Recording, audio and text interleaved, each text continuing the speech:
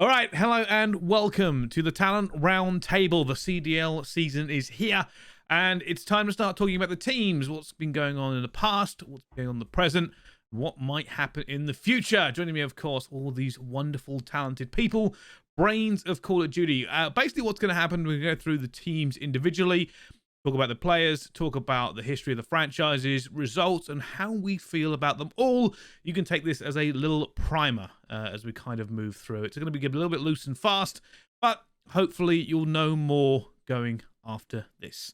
All right, we're going to start with Boston Breach. New boys last year. This year, coming into it, no longer new. The veterancy is still going to be there in players like Methods. Who wants to kind of kick us off and talk about what do you think of this team? So I'll do it, Bryce. Start with the past. Over Milano, here. Last year, Boston Breach. Talk to me. Yeah, man. Like I don't know. I thought we were all pretty hyped at different moments for Boston Breach. It felt like they had taken some decent strides to the middle of the season. I felt like the results never were really there. Like I feel like we constantly were trying to put them, above the top six. And they did make some good roster changes throughout the year. I feel like bringing in Vivid, him combining with Nero on the SMG line was really a bright spot for the roster, but it felt like everything kind of headed into to champs and did not end out the way that they wanted. Like a Game 5 Round 11 loss to the Thieves, who later go on to win the whole thing. They were pretty bruised and battered after that. I know Methods has talked about it pretty consistently about how that was one of the worst losses and one of the most difficult losses that they've ever suffered. Was continually, it was almost like a perfect example of like what the season was for them last year, which was close, but not close enough necessarily to be considered a top contender or a consistent one at that. That I think they went out of champs like in last place. Yes. And so I don't know. It was a weird year for Boston, but I feel like not to talk too early about them, but I do feel like they did make some pretty good upgrades coming into this upcoming season. So take Boston last year, right? Where do we think was their actual consistency level? Like, because I remember at the start of the season, somebody we talked about them being a potential top 3 team. Then like halfway through the season, like Jay, what happened? Because was that a fluke peak for them, or did everything go wrong after? I just think in the beginning of the season, this team was just so very young. Like, you didn't really know what to expect out of this Boston Breach team. You're bringing in rookies and Nero and Capsule in the beginning. Their S&D was the best in the game at that point. But then when you start to understand the game a little bit more, obviously teams getting better at respawn, that's where they start to lack off. But they always at least shined in Search and Destroy. That's where they were always able to put themselves through series, get through game 5s whenever they needed to. But once their S&D started to lack off, obviously they make that roster change for Vivid, then their respawn jumps up. So that point, it's just a mirror effect. You get better at respawns, and now your S&D starts lacking off. I just feel like in the beginning of the season, a lot of these teams, this was a brand new organization. This is a team that just came in for the first time into CDL last year. They came in with a lot of like not really high expectations just because of the players that they had. That was the last team that was formed last year. So the fact that they were able to put something together and basically be a top 8 team consistently throughout the year was pretty good for them. The only thing that took me like out of this roster was when it came down to those crucial moments, those big time games, those big time plays. When they didn't do well in Search and Destroy, we saw how those series went for them. Was not easy. It was like a 3-0 or 3-1 if they're not winning their Search and Destroys. I think now, though, going into this year with this roster, since they've decided to stick together, at least 3 of them did, and then you bring in Awakening. Awakening is going to be the slayer for this squad. Like Methods is going to be the slow stationary AR, so that's going to work out in this game. And you have Awakening and Nero who are going to be your aggressive players, and then Vivid, he's going to be the route man. So I feel like this team is going to be set up for success going into this year. But at least one thing that they would need to focus on is just to make sure their Search and Destroy is on point, because a lot of these other teams did make roster changes. A lot of these other teams look a lot better in Search and Destroy. So if they can get their Search and Destroy on point and keep their respawns at like an even 50-50, I feel like this team can go from a top 8 team to like a top 4 potentially. Okay. And I just wanted to kind of go in about last year as well, that they were actually quite brave, I think, as well, like kind of touching on what Jay just said in terms of bringing those youngsters in. We actually had conversations with people like Zed, the coach and staff in there, him and Denz, kind of helped them make the choice of taking some risks instead of just going with the tried and tested. Capsule didn't quite work out. We've seen some flashes here and there. Will that ever be the last thing we ever see of him? I'm not too sure. I don't think so. He seemed talented enough, but Capsule's a great example, by the way. A great example, because nobody was sure whether or not he should have been in the league. Yeah, that was the original question, right? Like, this player placed top 32, I think was his best placement. Yeah, something like that. And then I'll be honest with you, I was impressed by him. I think Yeah, it's disappointing I to not think see him try with another team. Or I think I know he's trying, but yeah, I think he initially justified the position because of, I mean, the third place at the first event, yeah. outside of kickoff, of course, their general form. He justified it at that stage, Mhm. but obviously things just never kind of kept up that speed a little bit. It seems he ran out of steam just ever somewhat, and yeah, I don't know. But the risk they took on Nero in a certain way as well, and that's kind of worked out, right? So I mean, look, they were saying at the beginning of the season, we wanted to take some risk and find a team that potentially could win an event rather than just pick up somebody who we know is going to be all right for top 8. But now they're kind of, these things haven't necessarily worked out, but props to them for actually having that little bit of a different thinking when it came to making their team. Yeah.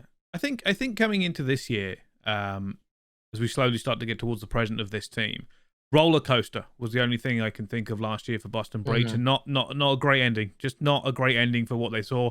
Struggled for it. And speaking of roller coasters, I want to talk about methods. We know start of the season looked phenomenal. Really bogged down in the middle. Still on the roster this year. He is essentially their franchise player. We know that he's behind, that's the player they keep trotting out in front of the cameras. It's the most popular player on Boston Breach. How do we feel about him? He's probably headlining this roster again, right? Oh, yeah. Without question, Methods is. And I feel like with Methods last year, with him starting off, he was just very grateful to just be in the league. Because remember, he's on Toronto Ultra before that, and then a brand new organization comes in, and then he's actually the captain for the team. So he's blessed to take that spot. And now that Boston had bring him back, they expect a lot out of this guy. He's the face of the franchise. Obviously, in the beginning of last year, like you said, he was frying. He was a stationary AR who could just run around, hold his pre-aim before people actually understood how to push him out or how to play the game correctly. He was frying in the beginning of the year.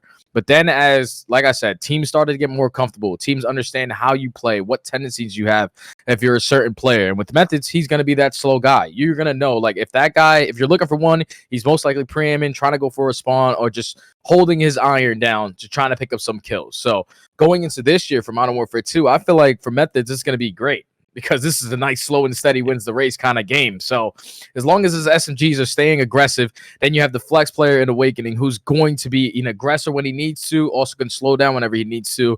This is going to allow Methods to really be who he wants to be on the map. Just play for the spawns, hold your pre-aims. No one's going to get out camera for you. And I feel like this year compared to last year, he's going to be a little bit better for this team. I do feel like there is an element, though, that some people might forget, which was that during the offseason, it was rumored that Clay was going to be going to that team. Yeah. Clay was going to be taking his spot away. And so it feels like these last few years, honestly, ever since like franchising has begun, like Methods is always fighting for his spot, or even fighting for the reasoning to actually be on the team. And so I do feel like it was a big deal for him to be re-signed to this roster, to be in this position, to be in the spot to lead what is expected to be a more improving Boston Breach roster, as we keep bringing up Big Wake, which I'm glad that we have. But I also think there is an interesting element to it as well, that like early on in scrimmages, I remember watching some of their streams and Methods was having some fun with it, but you can tell like it does irk him a little bit. Like he was bringing up, like he was tweeting out like Awakening and Nero's stream, and he's like, yeah, guys, Clay wouldn't do this for you, but hey, I'm here and I'm happy to do it for you. Like he's already having those little digs in there. So I think, as we've talked about, it feels like you could discuss, if we cut the season halfway through, like, midway through like Major 2, you'd be like, oh yeah, of course Methods is going to be on this roster. And then things started to tail off a little bit. It feels like another season in which the guy who is leading this team is trying to also validate the fact that he is capable of running a very, very interesting franchise heading into their second season. It's funny you mentioned that, because that sort of shit is funny until it's not. Right? Yeah. Like it's, oh yeah, thanks for not getting rid of me for Clay, guys. And then like 2 majors in this year, and you're like, oh god, they've not had a good time. Who's going? And bearing in mind, there's already been jokes about their substitute. Like that was a meme a little while ago. Beans is waiting in the wings. Serious, right? That guy's serious, dude. And he's not a bad player. Like Chuck, you haven't said a lot about Boston. How are you feeling about the roster? I mean, this team to me just strikes me as like everybody sort of needs to figure out ways to evolve. Like Methods had time in stage 2 or whatever it was where he was looking like one of the top players in the game. Awakening for the past few years has those moments where he evolves in a big way, and we just like see it. Same thing for Nero, has the pop-off games, like kill leader on Bocage, I think by the end of the year, one of the highest kills in S&D. Like, and same thing for Vid. All 4 have that potential to be near the top of the league.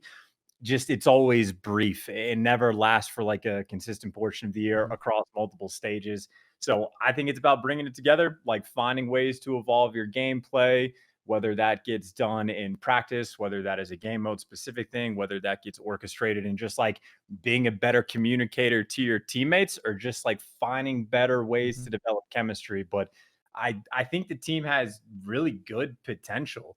I mean, even for the core we're talking about from the disappointing last place finish at champs last year, wasn't it literally like a game 5 round 11 Yeah, or something against Thieves that like nearly won? So like it's again, they are right there. All 4 of these play. Like I think the jokes about Beans, like don't get me wrong, Beans is fantastic, but I don't see a world where Methods gets dropped unless he like completely drops the ball. But I think he's underrated as a player.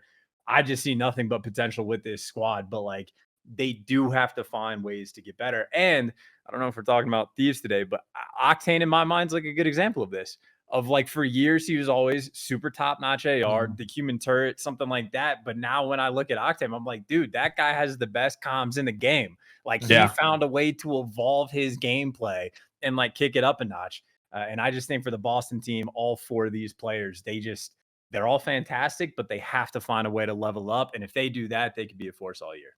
I like that. I think it's probably also worth mentioning, by the way, a player, as far as I'm concerned, experience-wise, a player evolving their own gameplay dramatically happens rarely. It is something you really need to keep an eye on when it happens because it is something special. You got to remember, they all players believe they are the best. Period. And they just not some of them. Not some of them. If they don't believe they're the best, they need to get out of the league. What's the list, Jay? What's the list? There's a bunch of players that know that they ain't the best. I promise you. Like, you see that Vegas Legion squad? They got a guy named Prolude. He knows he's not the best in the game. He knows that he's got to shoot him against Simp and Abizi. Like, you know, there's levels to this shit, and you got to make sure you're on point to compete with the best. You can't be delusional. I feel like a lot of pros are. But so before we're going to wrap this up in a bow and figure out where we think they're actually going to go this year, I want to talk about Awakening. I think Awakening is a key member for the Boston Breach this year. We've spoken about Methods, Nero, and Vivian. They had their stories last year. Awakening is going into a new franchise from these, out of that Mutineers team that we didn't think was particularly good. Right? We didn't think they worked well. We don't think they had it kind of locked down. Is this Awakening's time to shine, right? Or do we expect him to still have these streaky moments, but ultimately the team doesn't work very well? Basically what I'm saying is this make or break for Awakening? No. I don't think that's the case at all. I think Awakening is going to make it happen wherever the hell he is, just because of the talent that kid has. Like, even last year when he was on the Florida roster, they were struggling with roles the entire time. They had 3 ARs, they had 1 submachine gun. One time Awakening would be super aggressive, switch it to an SMG. Sometimes he might have to play the spawn in the back. I think with this year, with the structure of Boston Breach, he knows exactly what he needs to do. Awakening, I'm looking at you. All you got to do is pick up some kills. That's literally all you got to do. The spawns are going to be in focus of Vivid and Nero as they're rotating around with their subs. You're also going to have Methods who's going to be in the back holding those spawns. So all I'm Awakening is just simply getting your kills. And that's not a hard issue for the young man because he's gross. And that's one thing, too, that I feel like Boston did a great job of picking him up is that, you know, who knows what could happen to the meta this season. Like, if we do run into a situation, or like maps last year where you had to have somebody, you had to have a roster that could function on Bokaj and a roster that could function on Gavutu. I don't know if we're going to have that extreme example this season necessarily, but let's say that we did. That's great, because Awakening can be the guy who runs a third sub and have total success with it. He can also run that AR. We've seen him slow it down heavily, even in games like MW 2019. And with the role that he plays, like we all know, like the SMGs are, you know, super, super important. But I feel like the flex role, especially last year, even coming into this year, is super crucial. And I feel like Big Wake is going to be in a spot where he has the ability to shine. So, and this roster needs that too. Like the roster, like Jay said, they need the kills. He can definitely do that. I like it. I think Awakening is going to be a key player to keep an eye on. I want to see what he does outside of Florida. And also this Boston Breach team, the one thing they've done is they've gone for a good substitute. I like that when teams do it. I think it's a very smart decision. If anything goes wrong during the year, or they think they need something extra, I fully believe we'll see Beans in the CDL. If Boston that European talent we keep talking about, Bricey, we keep banging that drum. I mean, what do you mean? It's not only that, right? But they've got 2 European coaches, right? B-Sport Joss has joined. He's in there as well. So I think it'll be good. Right, let's do future Boston Breach Future. Hello, Ant. Welcome to this. Boston Nice Breach. jacket, by the way. Nice jacket. Like that. You guys got smoked. I don't want How to do talk we about it. how do we think Boston Breach do this year? It's a horrible time to call this. We've seen no games. We've just seen some scrims, but it's fun. Do we think they're walking away with multiple championships? Do we think they're having a middle year? Do we think they're doing better than last year? What do we think? Who wants to start? Just jump in. It doesn't have to be. I'll kind of go. I think it's going to kind of be in and around the same because I think we can talk on a broad spectrum. I feel like for the most part, I think there's maybe one team that I think is maybe an outlier, but I don't think there's anybody here more than one team that's now a whipping boy. Now I feel like everyone's spread out quite nicely, and overall the teams have mostly all improved. I think on a level that most teams look pretty decent, and on paper right now, obviously it's easy to say this right now before we haven't played any games.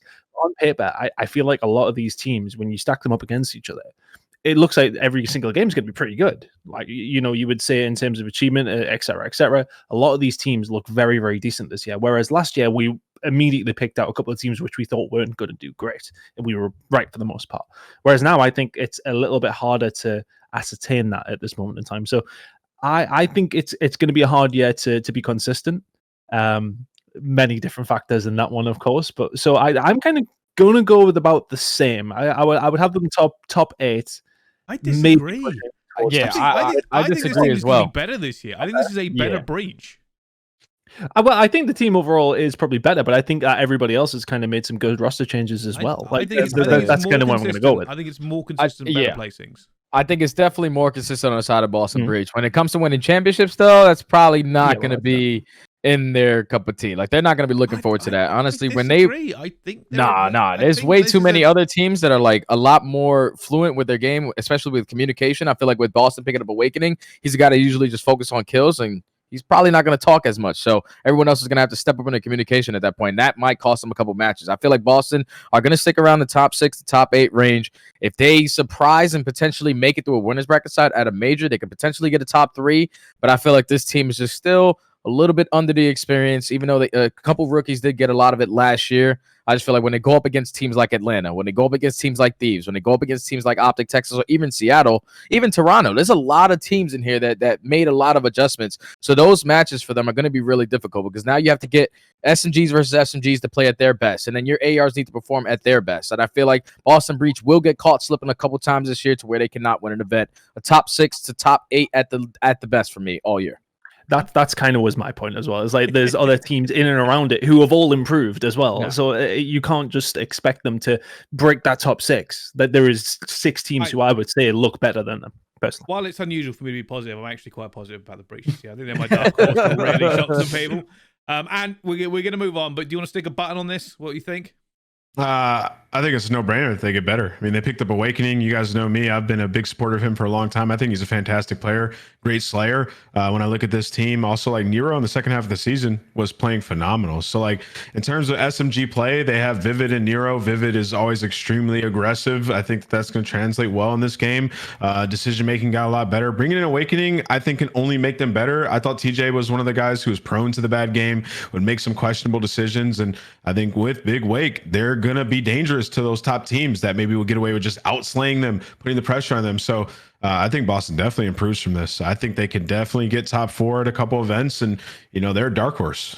All right, we'll have to see how that goes. Let's move on then. New York Subliners, a team that can only be described as sometimes maybe awful, and then the rest of the season are okay. This team generated just so much trouble, drama, issues, storylines.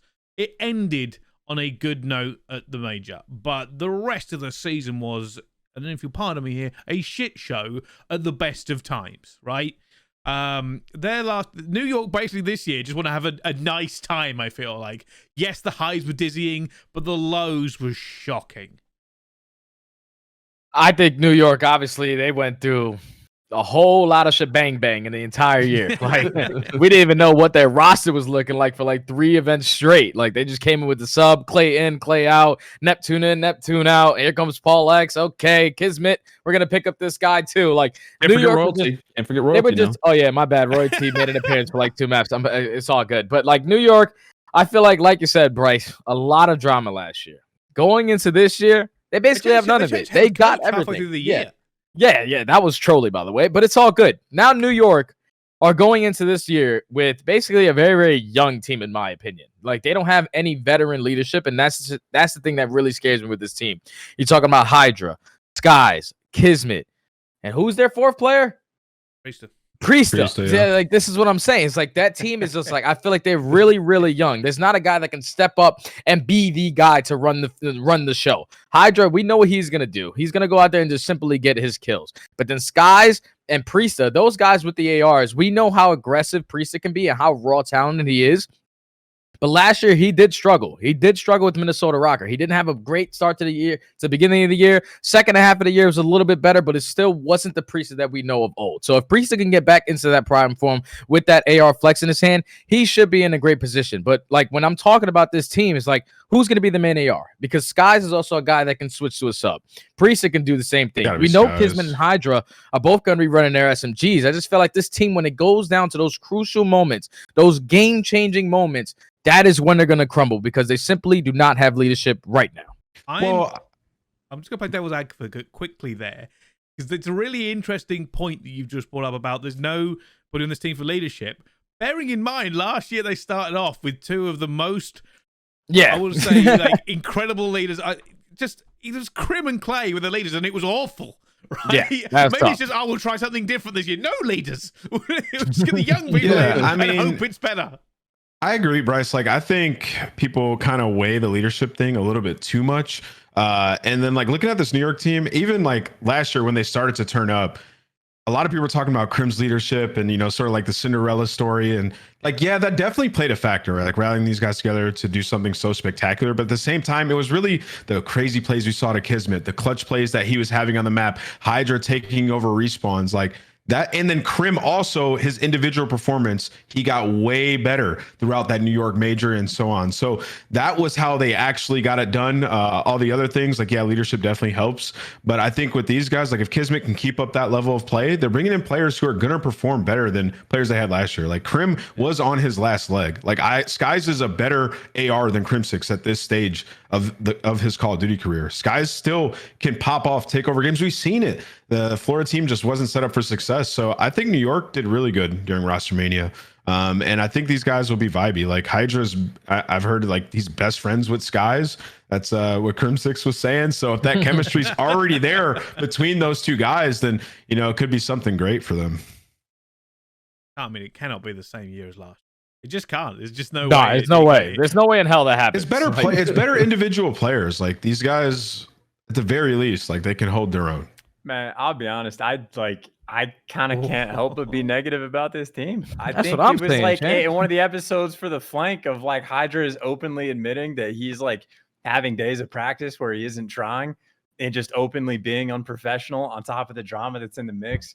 I mean, Priesta, don't get me wrong. I think he's a fantastic player, but we haven't seen Priesta at his top level in quite some time. We've talked about maybe dropping him the last 2 years. Right. Like, and you could talk about the roles and how difficult of a spot he's in and whatnot. But either way, the performance just straight up hasn't been there. Yeah. I mean, Sky's better than Crim, like skill-wise, sure. Like, that's fine by me. As long as they ignore like 30-something championships. And like even for Kismet, I think Kismet might be the single most like interesting player to actually watch this year because the things he was doing at the tail end of Vanguard were truly unreal. Like objective mastermind all the time in the hill, main slayer. Like he was literally Mr. Do-It-All. And that's the type of thing that's like a rare flash in the pan. I don't know if you can replicate that at all.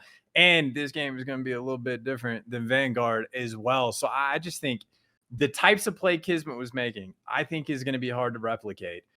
Hydra hasn't really shown me that he's the most professional of players. Priesta has been on the downtrend for a bit. And like, don't get me wrong. plenty of potential on this squad. Like if they bring it together, even if I'm being hard on Hydra, like it's not like that dude isn't a freaking nature talent. Yeah. He's also just not the guy that's making the best play on the map at any given time. And I mean, outside of Kismet, I'm not convinced that like Kismet might be the only guy that I see is making the best play on the map at any given moment. And even then the game, I'm not sure if it's going to like really lend to his direction. So I don't know. I think like the coaches poll had him in like 8th or 9th place or something like that. And I don't feel like arguing with that. I agree. I think it's going one of two ways. We're either going to see a Priester who has something to prove after 2 really bad years and a team that's going to really work well together, or it is going to be the same story. I honestly think it's going to go one of two ways. I think they're either going to be within the top 4 or 5 teams, or they're going to be within the bottom 2. I genuinely think that's which way. They got a new coach, by the way, guys. Troy Highcall Michaels. Shout out to that guy. Hopefully he can keep the vibes flowing because that's what they were missing last year. Who knows? Yeah, this is true. He's jumped on board. That's a very interesting point. I feel like last year they expected that team to do a lot better and weren't ready for the just mess it become. Like they spent money last year. Let's not kid ourselves. They put some money down. And it went horrific. I can only imagine the meetings going up. They go, we've paid all this money for incredible players. And instead, we've got just devastation and drama just polluting everything we do. It's an interesting thing. I want to talk about Hydra. I feel like he is going to be the player on this team that everyone wants to talk about. Mixed bag last year for him. Obviously, there was a lot of fun storylines with Crim and Hydra. There was like a friendship, and then there wasn't a friendship. And this is essentially, for me, a kind of a make or break for Hydra, right? We know he is fantastic. He has incredible reflexes. He is fast. He has the gunny. He makes some good decisions. He is a blitz player, always has been. But he had backup last time. He had Crim trying to mold him into the player he wanted to be. He had Clay doing the same thing. Players with experience of doing that exact thing. I don't know if he's going to have the same kind of structure this year. And if he went into the scrims last year, disenfranchised as it sounds like he was, like I said, I never know what actually happens backstage. There are always different variations of the truth. And let's face it, some people just out and out lie about what actually happens.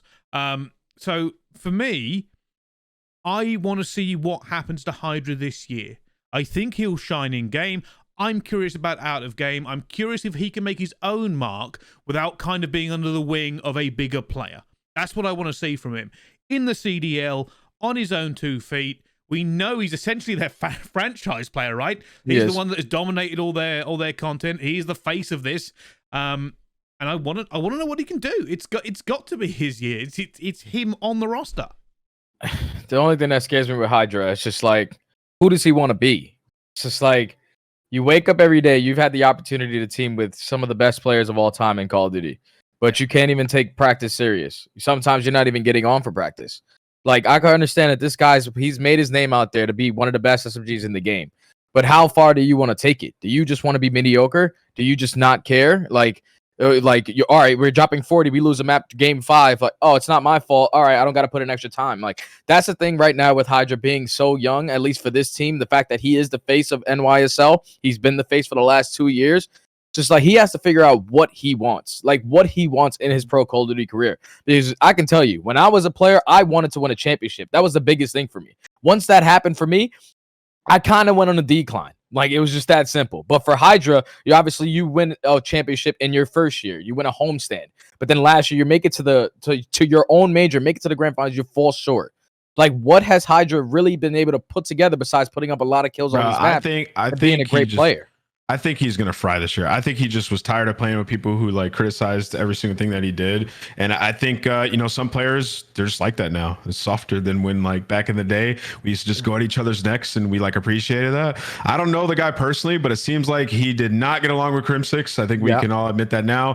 And then, for a time it was good with Clay, but then also at some point, like it obviously wasn't working there as well. So I think these guys are going to big up him. They're going to support him. They're going to work with him. And I think individually, he's going to be unbelievable this year. I think that's where some of these younger guys, they need to be in vibey environments is what they like to call it. He's going to be free on the map. They're going to let him do what the hell he wants to do, and the guy's going to be frying. He might have some blunders here and there as the year progresses, but I think individually he's still going to shine.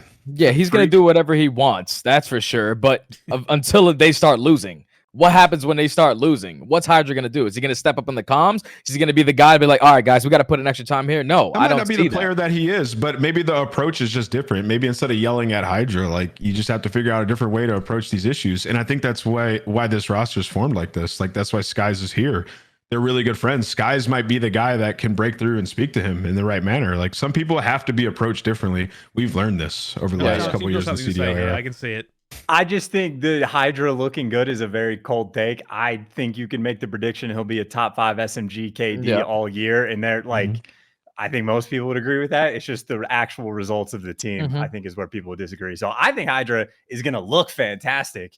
I just don't know what team you like throw around him to actually get the results that you want. And like, he's the type of player where he individually is going to look good. That that says nothing to me about the actual placements. Well, let's think about New York's like options without them. If he were to leave New York and go to another team like Optic or maybe like I guess FaZe, obviously they would have better success. But in terms of like players that they could have gotten, Skies and Priest are two pretty good players to put on this team around them.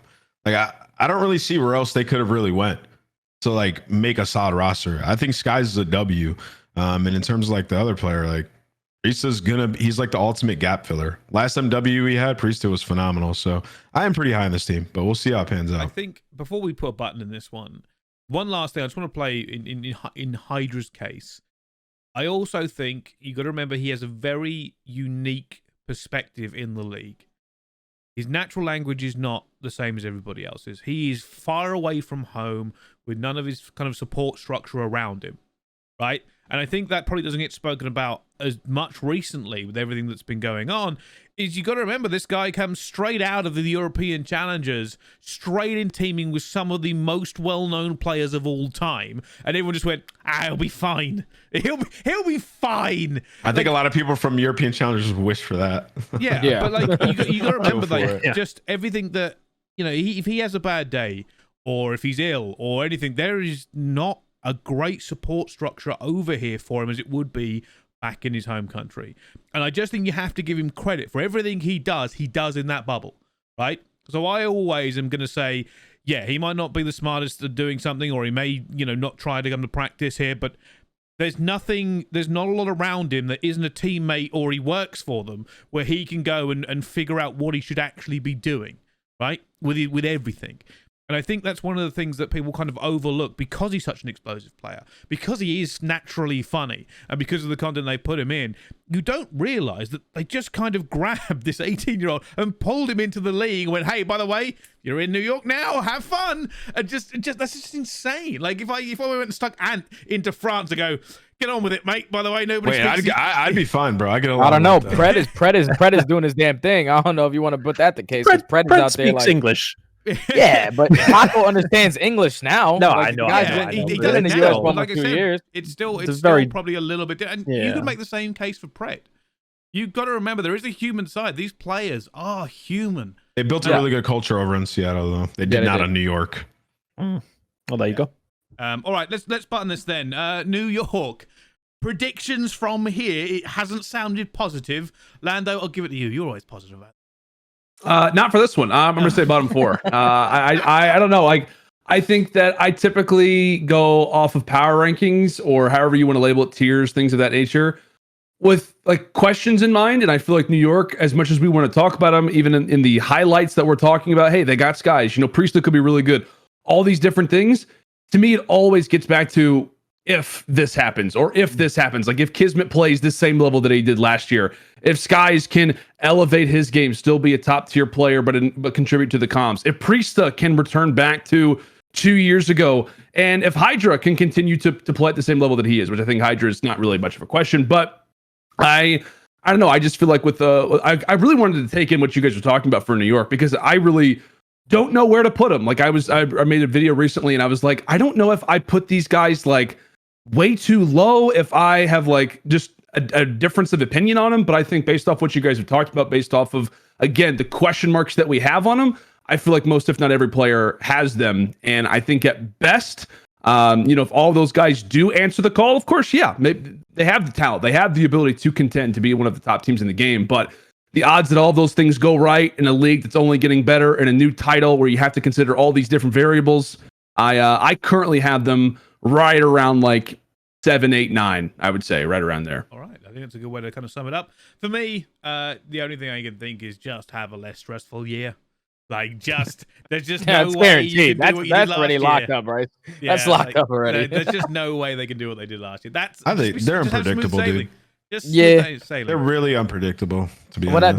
the more that I think about this team, it's just like I feel like this team has the opportunity to get top 4s and top 6 because when you talk about the respawns, they will be able to keep them the kills. And I feel like this team in Search and Destroy with the players that they have, they're going to be a fairly strong Search and Destroy team. So 2 S&Ds, 2 hard points, and a control. I think they should be okay to at least like get top 6 if that's the best. If they're all playing at their best, top 6. The competition in this league is hard, man. That's the thing, though. Like It is, but wait until we get to Atlanta Fade because we all know where they're gonna be at. Yeah, That's the problem, though. Like you're talking so highly about like New York, and then it's like, yeah, but like you'd put so many other teams like around them, if not above them. Like it's so difficult. Like this teams rages all year. That's our meter of success. Like, how well can you do against FaZe consistently? Exactly. Like I don't know. Hydra is the phase killer at least when he first joined the league. So we'll see. We will see how it comes through. All right then. Let's move on from them and talk about our next team, Toronto Ultra. Certainly a fan favorite. Certainly even a talent favorite. Probably. I love this team. same. Big fan. So last year, Toronto Ultra became an example for most of us about having strength in depth is great, but not when you can't figure out who you want to change out straight away. Yeah. They had I don't know how to put this, maybe a middling year. Like it felt like they were good at points, and then you're like, hey, this team is great. They won the everywhere but kickoff. hard point. Yeah, they won kickoff. They got sucked up into the vortex that was Vanguard. Facts. Yeah, they got spat out. They remember they couldn't win a hard point, kept winning their S&Ds. Like there was talk for ages about this team dropping players, but nobody could figure out exactly who they should drop.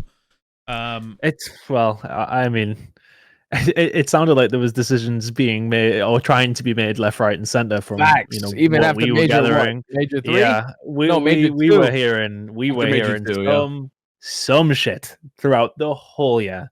And it was just like, right, okay, well, who's actually in charge here? Blah, blah, blah. In the end, I feel like the coaching staff got what they wanted, which was keeping the team together. I think that's what they wanted to do again. I'm sure we'll get to that.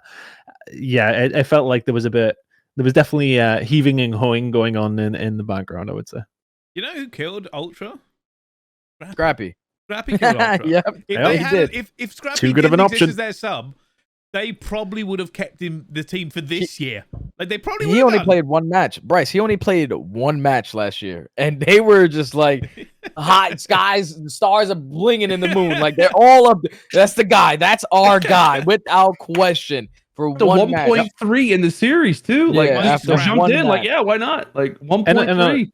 on I'm top not of mad that at as well, the decision either. Oh, and on top of that, you had Hixie in there as well. Like Hixie's really good as well, and obviously, like, look, the hype's around Scrappy, it has to be said. Right. But the fact that their subs are so good give them a dilemma that they possibly could have done without at the same time.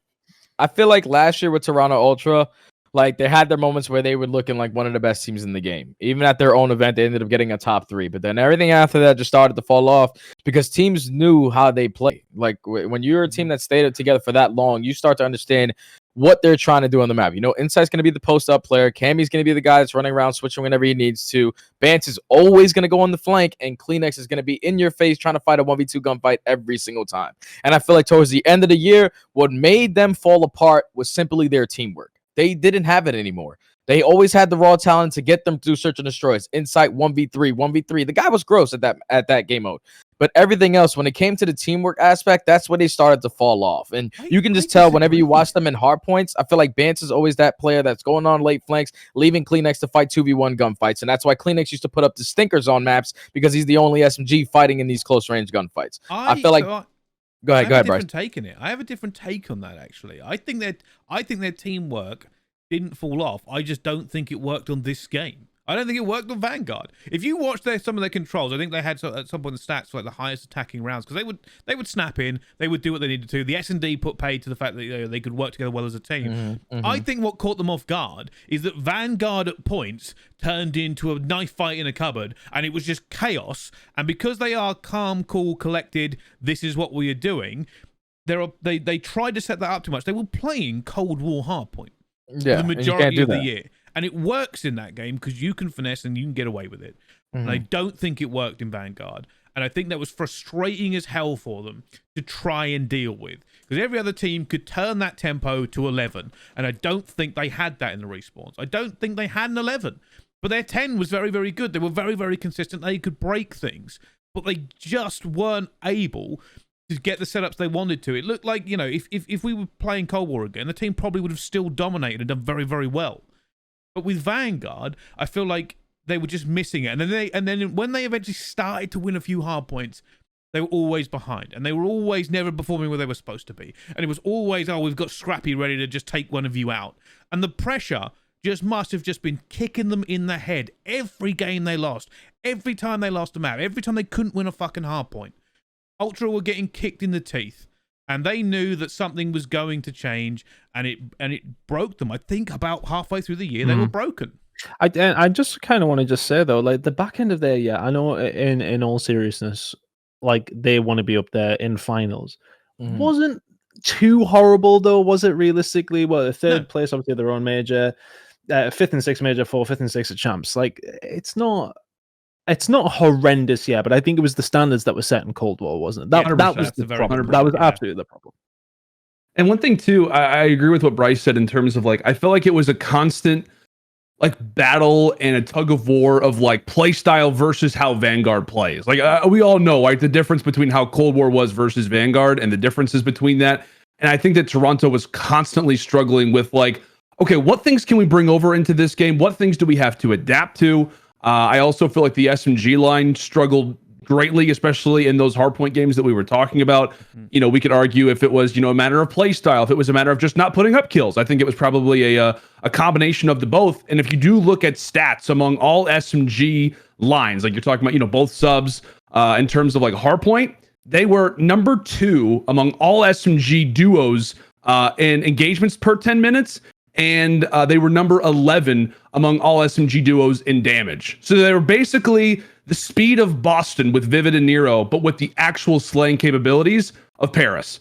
And it's like, if you have that mix combined with Cammy, who's not having as good of a year, and Sard, who I still feel like was solid, it equals out into what we all know is the case. The SMGs are so important. If you don't have an AR that's playing the same way that he should, et cetera, you know, it really spirals from there. I feel like it started and it technically finishes with the SMGs just not being at the same level.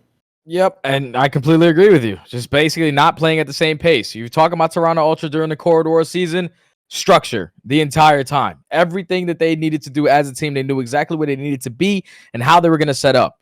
Now going into the Vanguard season, they tried to play with structure, but it's Vanguard. You simply couldn't because you didn't know what the hell was going on. So that's the thing. I felt like Toronto Ultra were just always trying to put themselves in the best position, in the best setup possible, and not really making adjustments on the fly. That's why that team struggled, because you can't go out there, all right, we're going to be able to set up. We're fully set up in the back, but what happens if a guy gets a 2-piece? Now what do we have to do? Now we have to make an adjustment. But at that point, Bance is thinking in the back of his mind, I think I'm going to hit this flank right here.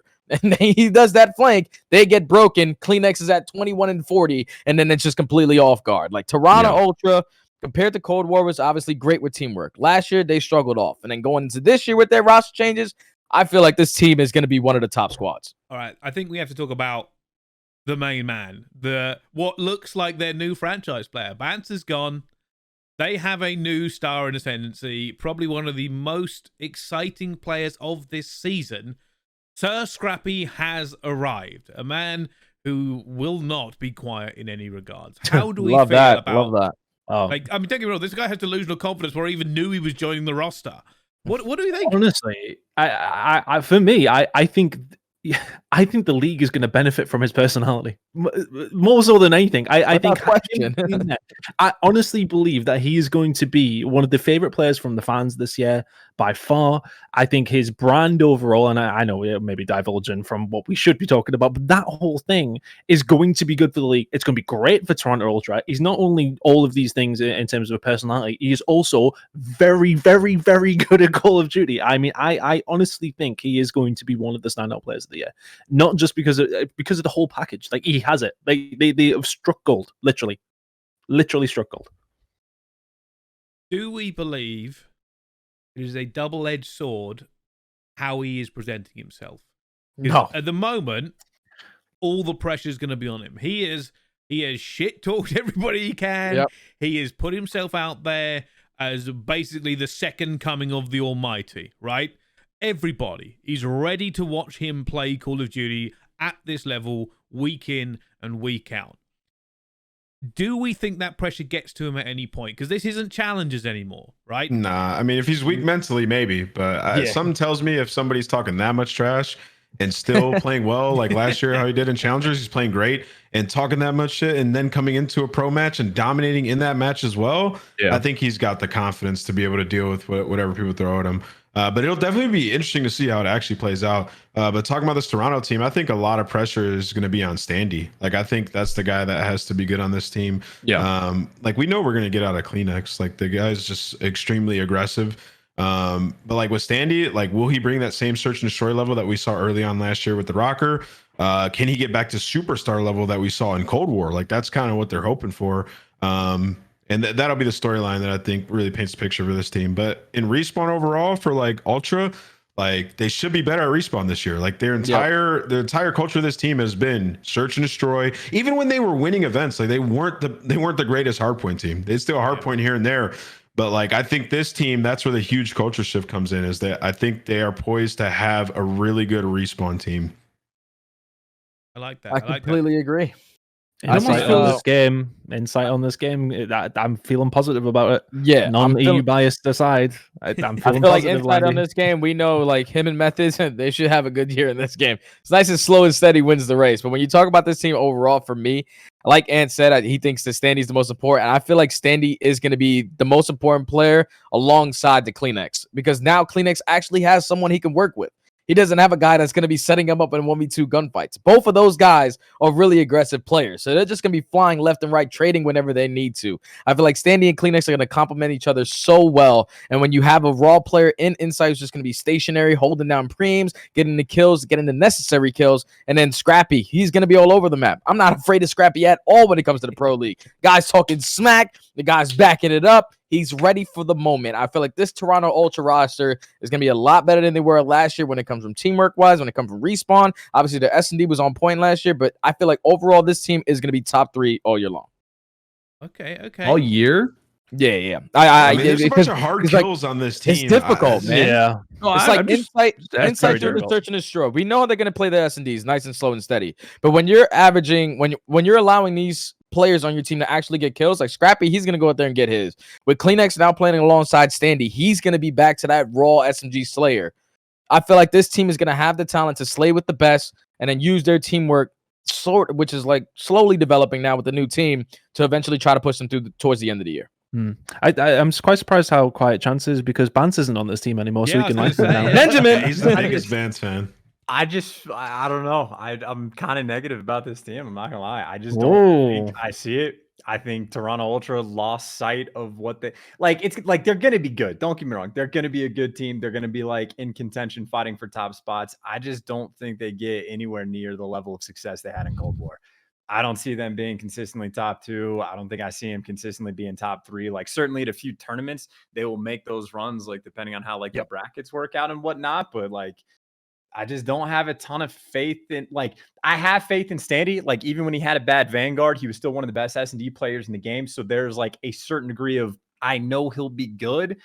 I just don't know about like the top dog kind of thing. And even if Scrappy wants to be the top dog, like the bread and butter of Toronto Ultra was the communication, was the teamwork. And like, I don't think these 4 are going to be able to replicate that nearly as much. And I don't think like the sort of slang power, star power, like makes up for that gap. So I think they'll be about as good as they were last year from like an organization standpoint. Maybe have a tournament or 2 where they like pop off, but I do think breaking up the team was a mistake in my mind, and I agree with that. Anywhere near the they lost their coach too. We can't forget about that. Crucial piece. Like this is for Toronto. It's definitely the turning of a page, right? Like so, this is a roster that was been together for years. Like actually, we don't remember. This is the first time Toronto Ultra has actually made a roster move in the offseason since the very formation of the CDL. So they like to keep their teams together. No. They drop Methods. you know what I'm saying, from title to title, like whatever in MW 2019, they kept methods on the team coming into Cold War. So like they've never really made an off-season move outside of whenever they originally formed the roster. Like they have typically kept the same team moving into every year. And considering the roster that they did have, like I said, and then losing Marquee B, like that is definitely the one doubt that I do have. I feel like I'm high on Toronto, but I also am at the same time like look at it from the same perspective of Chance. Like I wonder if their one demise could be the victim of the way that they want to play the game. Like I wonder if Insight and Kleenex are going to want to keep the same way that they previously played, keep that same system. And then you have Standy or maybe Scrappy who are coming in who have a conflicting way of how they want to play. I don't know. It just feels like they're going to have some interesting waters to try to navigate. Granted, I think it's honestly good problems that they have. It's not one of these situations where we're sitting here like, yeah, Toronto absolutely got worse. Like, no, we're not having that conversation necessarily. But still, I feel like they could. The one problem that they could have is all of these new changes that are going on, the changing of the guard, the turning of the page. It feels like there could be some early struggles of trying to figure out what really is the new Toronto Ultra moving forward. I like that. I think that's a good way to end this one. Both, Mayhem and Marky have gone. Flux, who was their analyst, but basically another coach because I think he did a lot of the team talks. He's now taking over. I don't know if they've got any new blood in on that side of it. I haven't seen any. But yeah, I think that's the way to look at it. This is a new Ultra. This is a different Ultra. And if you're a fan of the last Ultra, there are some inklings of bits left, but they've tried to go a completely different direction. Only time will tell. Like I said, mostly positive, and we think they've got some really good players. Negative is that we're worried about what the teamwork's going to happen, and I suppose the only way to find out is to see how that all goes throughout the season. Which leads us on to our next team, which is next for a very good reason. I was going to say one last thing because I'm going to slide here in a second. I got to take care of some things. To Chance's point, that's a really cool storyline throughout the season because if you look at the last Ultra, put a button on. If you look at the last Ultra team, they can win events, right? They could have won events. So this is a massive, massive risk taken by Ultra, like bringing in two different players into this team and breaking that up in what has been a very hard league to have a consistent force and threat. So it will be interesting. I do like the team, and I appreciate joining you guys today, but I got to bounce, guys. So enjoy. All right, brother. Catch you later, man. Team. Take it easy. OSU is garbage. I want to button on Ant's point. All right, yeah. I'm going to button on Ant's point because that's actually what I wanted to say of just the idea that, yes, Toronto is going to be a good team, like without question in my mind. They're going to be a ton of fun to watch. But I like what Ant said of like, I don't see them like actually winning a tournament. I think that might be a bit too far. I just don't think I see it with these four. Maybe they get better. Maybe they show off. Maybe Scrappy is the guy that like he's talked himself up to be, but they'll be good. I don't think they're going to win. Right, wow, that was more negative than I was expecting for Ultra, but we move. Next up, Minnesota Rocker, a team you can't really talk about unless you mention Ultra in the same breath. Cammy and Bance have switched over here, as well as Afro's come over. But let's talk about Rocker last year. Go on, Chance. I can hear you. You want to kick off with the team? Let's talk about Rocker now. I wanted to compare the Toronto and like Minnesota. If you want to do old stuff first, yeah. We'll get to that first because we need to give some context for Minnesota Rocker. Last year, I don't even know how I felt about this team last year. Other than I think a lot of the times I was like, what is going on? Like what is happening with Minnesota Rocker? I don't know what to expect from them. I don't know if they're going to be good or bad. I felt like a good part of the year, I just felt very negatively about this team. And they won an event. Won an event. That's the kind of they won an event. I don't know. Wait, they won an event last year? Wait a minute. Are you talking about the right Yeah, time? they did it. What are you talking about? I'm tripping. Like, what the hell are you saying? I know the boys ain't win. Take that bit out. Talking about the prior year. I was like, oh, okay. I was thinking, Minnesota Miracles, Cold War. I'm like, yeah, that's twisted. Cold War. Yeah, when they were down 4-0 and made a comeback. Yeah, that bit out. No, but in all seriousness, I think that this Minnesota Rocker team, well, obviously, let's talk about the past real quick. Last year, Minnesota Rocker, they were kind of all over the place, man. Like, I remember in the beginning, Attach was running an SMG, then they switched his role to become the main AR, and then they started to get a lot more success. Minnesota Rocker, at least with players like Attach on their team, they're always going to find themselves decent at search and destroy. But when you're not winning your respawns, that's usually what makes the game difficult. So when you looked at their roster last year, they had Major Maniac come in. They dropped that guy.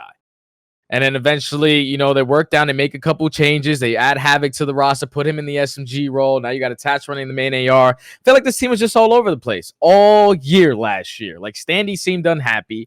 Priesta, he was very inconsistent. Attach, he was their most consistent player, but nothing was showing in the results. Obviously, him as an individual, he was putting up the numbers, but the results for Minnesota Rocker weren't the best. They had multiple events where they started in lose bracket because they simply couldn't win their online matches.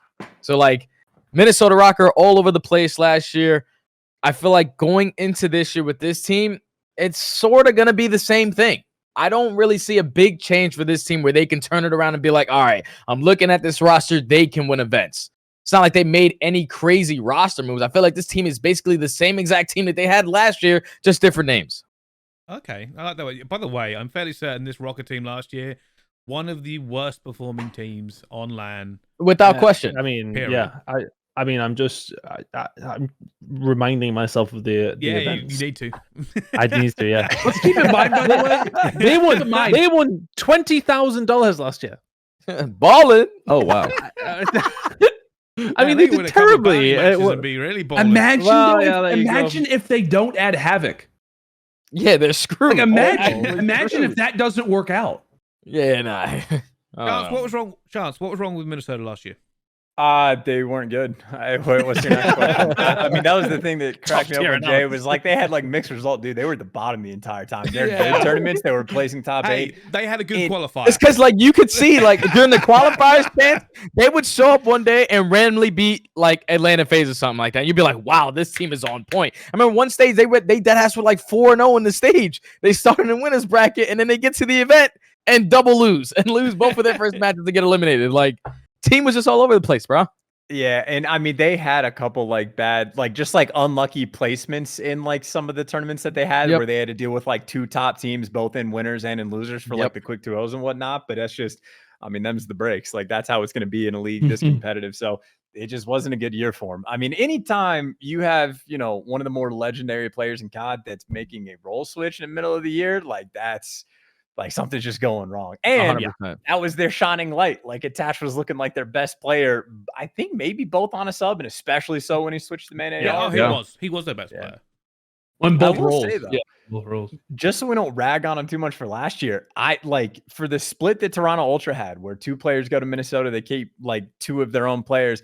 I think the Minnesota Rocker got the better end of the deal over Toronto Ultra going into this year. Maybe that's a hot take. I'm getting vibes like that's a hot take, but to me, it sort of Toronto makes sense. didn't get double. They only just got Standy.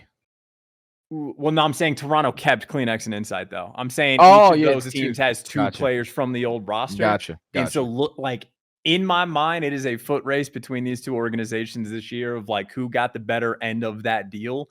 And I think by the end of it, Minnesota Rocker is going to be the answer for the team. And for ability to replicate this success in the style of play that like the old Toronto Ultra team had, Bance and Cammy are obviously 2 of the same players. I think Attach is somewhat of a parallel to Insight as like a main AR, except Attach like honestly has more slang and respawn. It's not like Attach doesn't have the clutch ability that Insight has in S&D. Attach is the most clutch player of all time and was doing it in Vanguard. So I think in a sense, you can make the argument that that's an upgrade. It's just that Attach's teams haven't been getting the same kind of results, but I think there is like the potential for Attach to be an upgrade from Insight. And then, I mean, what's the other one? Like Afro versus, I mean, if it's Afro versus Standy, honestly, I'm taking Afro with the core that's around him. And if you want to do Afro versus CleanX, like it's not, it hasn't been proven. CleanX is certainly more proven that he's been a better player than Afro, but Afro hasn't had a roster like this. And I think this could be like his true year to break out and be the superstar that we've been like toying with the idea for a few years. So I'm kind of high on this Minnesota Rocker team. I think what we saw last year from Toronto Ultra with CleanX, you saw how he struggled. It's because he was playing with Bance. I feel like the same thing is going to happen to Afro this year. I feel like Afro is now going to take a decline because he's now playing with Bance, who's always going to go on a flank. Why do you? I don't know. No, I don't. I love Benjamin. I love Bance. It's just like when you're making those plays, you're either the playmaker, you're either making the plays to win the game or making the plays to lose your team the game. If you're hitting that round and all your teammates down on that one side, you're basically chalked. Is there a case that could be made really quick, just so you guys can be united in this way? Is there a case that also does say, though, that like Afro and CleanX are clearly not the same player? They are So that's not. why playing with Bance, it does change up because it feels like, at least from my opinion, it did feel like Kleenex, fastest player in the league. We're always talking about how Bance is at the back. Like you have Kleenex in the front, Bance is at the back. I don't know if like Afro is the same player as Kleenex. Thus, it feels like there was a chance that changing up the strategy, a different formula of these two being together, I don't know. I feel like it's worth the experiment. I mean, I don't know. I think I'm just stuck on. I think Bance. I'm not looking at like. I think Jay is looking this as like a pace thing in game. I'm looking at Bance of being like he's a playmaker. His comms are going to be good. He's orchestrating things on the map, and like that is like a specific sort of style you have to work around. But I think there is a ton of value to that. I think Bance. Maybe unquestionably, but at the very least has an argument for being one of the like top 3 smartest players in the league. Like, I'll tip the cap in that direction. So I think the potential is there. I think the Toronto Ultra last year, if I remember right, the biggest dropout they had was just Cammy. He went from being like MVP caliber in Cold War to just sort of like average in the slaying department. And I think it was him that once he started to get it together, like in hardpoint specifically, is when they went from being like 0-13 in the game mode to like 50-50. And I think Cammy's now going back to like this engine for like MW that we saw what he was doing in MW 2019. That's when we were like, oh, holy shit, this guy can play. Like, Guys, what is going on right now? Yeah. So I don't know. I mean, I think it might be a bit of a foot race, like a neck and neck head to head between Minnesota Rocker and Toronto Ultra. I think most people, if they were betting of who could potentially shit the bed harder, it would be the Minnesota that would take the hit and end up falling towards the bottom. Yeah. I just think personally, I see the potential. I see the orchestration of the team. Like I see it. I was not as positive about this roster, which is a shame because I really like all the players. Like, very EU biased of you.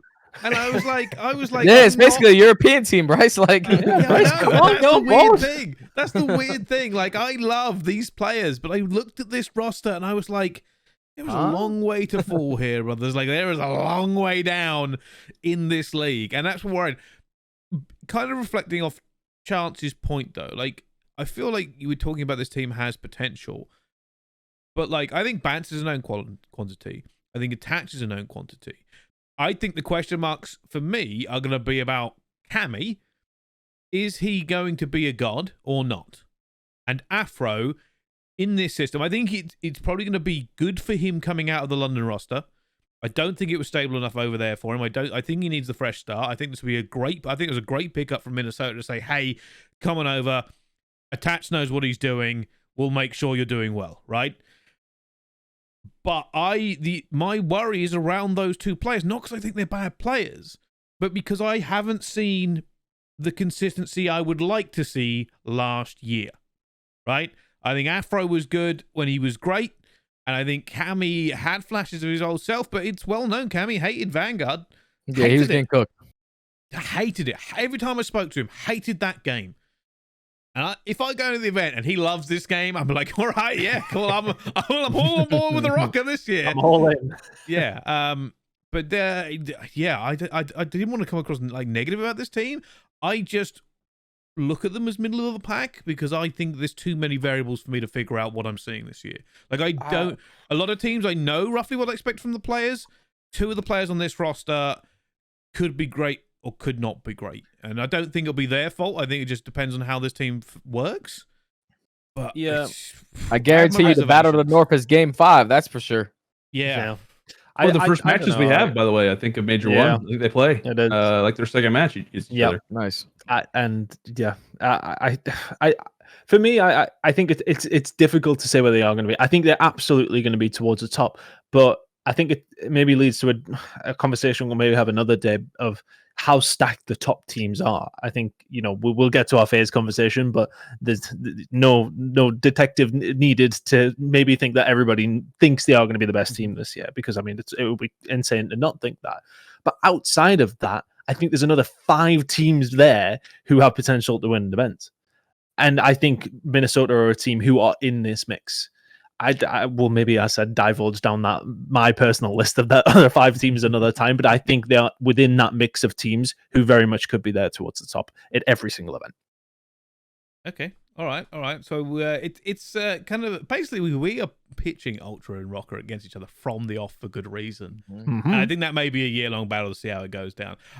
So we've had kind of a mixed bag here from this one. Does anybody kind of want to say what we think is going to happen with this team as the year progresses? Like the Middle of the future pack, this bro. team?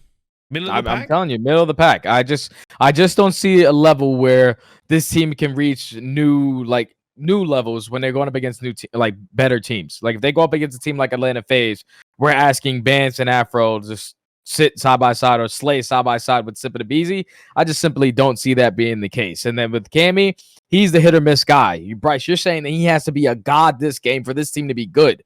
Why can't he just be decent for this team to be for solid? this team to be great.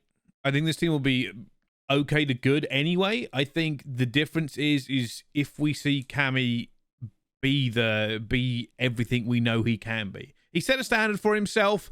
Okay. I don't think I saw it on Vanguard. I want to see that standard again. I've had the opportunity to actually watch them scrim a lot in this game, and unfortunately, they weren't looking too good. And the reason why, at least in my opinion, is just simply because of a pacing issue. Like the team is kind of slow in certain situations, they're fast in kind of situation, and they're just simply just flipping spawns. A lot of teams just running through them when it comes to these respawn game modes. So unless their S&D is tippity top, like in the beginning of the game, I feel like this team is going to start off slow at the beginning of the year and then slowly work their way to potentially a top 6 to be their best. It's really funny because I feel like if we could see one official hard point, whatever hard point you want, versus any team in the league, if we got to see Cammy play and just see like what a stat line would be, I wonder what our opinions would be. Like I guarantee that we would all have like a totally different temperature to the way that we talk about Minnesota. If he plays well, oh my gosh, well look at the potential that Rocker has. If he plays horribly or if he doesn't play well, then it's like imagine what our opinions would be. Oh well, see Minnesota, there are some issues. Cammy's there. Like I feel like if we had one series just to go off of, we would actually be able to determine what will be Minnesota, and I'll hand it off to you, Ton. The last thing I will say is that about Rocker, I do feel like we're not going to have a situation with him throughout this season to where it's going to be these highs and lows. It's not going to be like, hey, Major 1 didn't play well, Major 2 really elevated themselves. I feel like we're going to know what Rocker we have within the very first few matches. It's just a matter of seeing that first one. I seen a Cammy 1v4 on the first day. They're winning it. Hell yeah, let's get it. Hell yeah. All right, let's move on. Florida Mutineers. I think this is the worst team in the league. Well, I don't think they were good last year, so let's go back and recap for those watching about going into this year. Florida Mutineers were a disappointing team for me last year. Like I don't know what was going on over there. It never felt like the team had the right combination of players. It never felt like they had enough to win. It just, every time I would see this team come up on the schedule, I'd be like, I don't even know if I want to watch that game.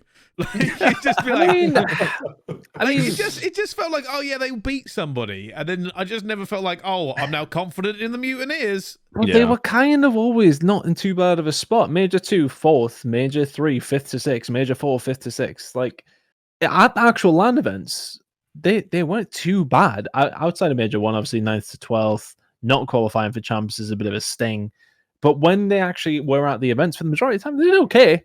They did all right. They were never setting anything on fire, but they were just kind of, they'd beat somebody they shouldn't, they'd lose to somebody they shouldn't, and they'd come top it. That was kind of. When did they make their roster change? Like when did Dave Patty hit the bench? When was that before Major 4? Yeah, before Major 4. That's when they brought in 2 Real and Major. Yeah. Yep. Like it made no sense. They dropped Vivid and Dave Patty, and they kept the same formula. Like that was the thing for Florida. It's like last year, all year, we were telling this team like, "Yo, we're playing Vanguard. You're gonna need 2 good SMG players, not 3 AR players." And like that's why they struggled in the beginning, because you had multiple players running the same exact role. Vivid was the only guy getting put in an absolute blender. And like with Florida this year, I feel like they just got basically stuck with the scraps. Obviously, you're staying with the Major Maniac. He's a great leader for this team. S&D guru, like the guy comes in, he makes plays. But when you talk about the rest of this roster, like Brock, he was a guy that was literally dominating with Major in challengers. They won an event. By the way, you got Jay, Havoc. it's Brack, not Brock. Yeah, Brack, same thing. Okay, all right, fair enough. and then their SMG players, who do they have? They have Havoc, and who's their other guy? Vehicle. And Vico, I think Vico is a solid player. I think Vico, in comparison to anybody in the pro league, I feel like Vico's most compared to Bance, in my opinion. Like a guy that's always going to think objective-minded off the rip, hit that early rotation, and that should be able to work out perfectly for him. But to try to work with a player like Colt Havoc in the structure is very, very difficult. Yeah. Brack and Major Maniac, if either one of those guys get shut down, it's tough. Then it relies on this team to simply win search and destroys. That's probably what you think looking at this team. Is like they have to be good at S&D for them to compete with any of these other teams in Respawn. That's the thing that really scares me. When you're a team that's lastly formed, you have to come out here with strictly raw talent. Obviously, you got a lot of hungry challenger players that are trying to make a name for themselves, obviously being in their rookie year going into this year. But I feel like this team, unfortunately, didn't make the best moves. They didn't really have a lot of moves to make, but going up against some of these top teams in the game, they're really going to struggle if their S&D isn't on point, because I feel like their Respawn is going to be hit or miss. I don't think last year Florida Mutineers were set up to win. Absolutely not. I just told you, 3 ARs. Set up to be very and mid. You are right, and I want to go over this again because I feel like I touched on it last year a little bit, but I kind of hedged my bet to say, hey, it could be good. But in the background, I honestly thought that roster change was fucking awful. And I think a lot of people did as well. Everybody was like, what are you doing? Like, there's no way this works. Like, everybody's complained about your playstyle all year long. And then you change it, and it's not the players that I have issue with. It's the fact that, like, the team would still set up the same damn way. And I'm like, come on, man. Like, except this time they had a pillow. You wanted to see them, like, pillow. They brought a pillow to the squad. You wanted to see them, like, bet on one of the play styles. That was my biggest thing, was that, like, okay, their cool. Old one, it was terrible. Well, yeah, but I mean, like, they literally, so I feel like the biggest problem, obviously, right, was that they had 3 ARs. Also, one of the biggest problems that they had was that they had the fastest player in the league and the slowest player in the league playing at that same pace the entire time. And so it was like, if we're talking about pacing problems, I mean, just based off of stats alone, you can clearly indicate, oh yeah, that team is going to struggle when one player isn't moving and one player will not stop moving. And that is what I really wanted to see them focus on, was obviously aside of the ARs, because we all know that was a problem, was honestly just invest in one of these. Like, are we going to be a fast-paced team, or are we going to be more of a slow-paced team? And it felt like we really didn't get that. I know 2Real didn't really have the performance that we wanted him to see. I think we can all agree Major Maniac, not exactly the perfect addition to a team that already has similar role type players. I think I agree. I think that was the biggest problem. And I understand, I'm actually very interested to talk about the future of this team, but I totally understand the thought process for why a lot of people, I think based off of what we're talking about right now, are also concerned about the future roster construction of this team moving into MW2, because it feels like they did not make the same, or rather didn't make the right decisions last year. And, you know, watching players like Vivid, you know, see success away from the team. How often were we talking about Florida? See, they're regretting it. They're going to regret Dave Patty. He's actually playing well in challengers. It felt like everybody was waiting and wanted to almost laugh at the Florida Mutineers for making their mistakes. And I think we're kind of carrying on that same conversation now in preseason. I think when you talk about Florida last year, just think about the maps that we had. We had Berlin, we had Gavutu, we had Tuscan, and we had Bokaj. In the beginning of the year, they liked to play a lot of Bokaj and a lot of Tuscan, but unfortunately, they never could find a win. When they started to turn it around, which is around Major 2, is when they started playing a lot of Kavutsu hardpoint and a lot of Berlin hardpoint, and they were dominating. Like, they were so good at that maps, and the reason why is, don't worry about it. We all know the answer. They had 3 ARs. They had 3 ARs, so they were playing to the best of their ability, which allows them to dominate those big maps. But now, when they played the SMG maps, that's when they really struggled. Even after the pickup of 2Real, the guy was like, what, a 0.6? Wasn't the best stats, but it's not him as a player. It's because of their system. Their system is like slow and steady wins the race. We're going to have these ARs. All right, we're good. We're going to be good with these ARs. Awakening, he's an SMG. He can do anything. That's the way that they were looking at last year. And that's why it eventually costed them basically the entire year. So now going into this year, at least in my opinion, it's the same thing. I don't know. I'll just have to wait and see. This team, like I said, I feel like they're going to be in the lower echelon of teams, bottom 4 guaranteed. They do anything better than that, I'll be surprised. I think last year was kind of surprising in the fact that I don't know what it did to those player stocks. Like, I think Dav Paddy took a massive hit. I think Awakening kind of steadied it a bit, but like we were still expecting more because it's Big Wake. Skies, I think people are looking to see what he does on a different roster apart from that. Like, so much of last year with the Mutineers was this just doesn't look right. Like, I don't think they're going to beat the best teams. I don't think they're going to... I wasn't even confident against the worst teams. Like I said, it was such a middle-of-the-pack team. Like, I don't know what's going to happen. But I never went into one of their games confident they were coming out with a W. Like, I never went, this team is great right now. They are going to do smoke. The map pool didn't work out fantastic for them. And I feel like it was... I think that roster change cemented Florida Mutineers in my head for me of... This is not done right. Like the roster change, they had to change something, but just not correctly. I don't think it was what they wanted. Like, it just doesn't make a ton of sense. For me, anyway, let's talk about the future of this team. Obviously, I think looking at it this year, it feels like a kind of a fresh start for them. It feels like a very different team to how they started off the last year. I'm kind of interested to see what Vickel's going to do, because I want to see if that team, that Toronto Ultra North America team that he came from, obviously they have players in the league this year. I want to see how he looks outside of that roster. Yeah. I mean, they've taken the challenger's risk. They have 2 players in there who are unproven. I mean, Brack has been around. Brack has been, he has definitely been around. But it's still the fact that he hasn't been around the past year or 2. So they're taking that risk again to see if he can bring something to the table that we know he has in there. But yeah, there is risks being taken. I've got full faith in Vickel. I think he's a very good player. Bryce over Coldwell, we commented over him in the challenger side of things. Very, very good in terms of EU challengers as well. Back then, did very well in NA as well. So there's that the ability to adapt is there. Is he going to be able to bring it to the league though? I think he will, but I just don't believe that this team's going to be in the mix. I think the roster is okay. It's all right. But I just think that, we've kind of touched on it a few times already. There is a lot of strong rosters here. There is a lot of rosters here who have deep talent pools, who can go on, and we know that they can pop off. We could be completely wrong. Look, we put these guys, typically the Florida team higher. Last year we put London last, and London came out the gates like firing with Gizmo, who we expected to be all right. Same sort of breadth in a certain way. Came out, was really good. Obviously, that was up and down. Besides the point, I think it's hard to judge this team completely now because we have 2 somewhat unknown entities in that squad. Yeah. But that being said, their ceiling, we don't know where it is. The 2 players that they already have, though, is that going to be the inspiration these other 2 players need to then crack on and come into like a top 6 placement straight away? I don't believe so. I think they are on the lower end of things and are going to have to fight very, very hard to get themselves further up. All right, Lando, give me a positive.